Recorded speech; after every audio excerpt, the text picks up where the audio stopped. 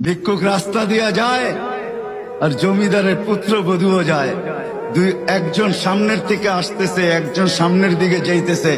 দুইজনের ক্রসিং এর সময় ভিক্ষুকের গায়ের কাদা জমিদারের পুত্রবধূর গায়ে লেগে গেছে।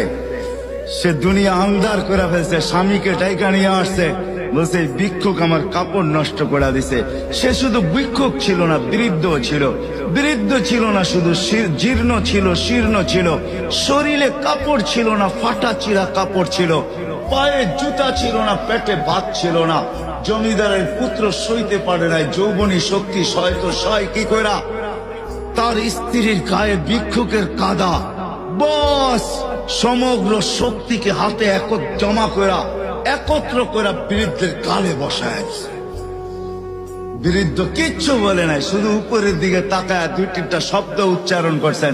শব্দগুলা হলো ইয়া মাল্লাহ তারা হলো ওয়ুন, ও আল্লাহ তোকে চোখে দেখা যায় না। ও তারা কুল্লা শাই, তুই সব দেখিস।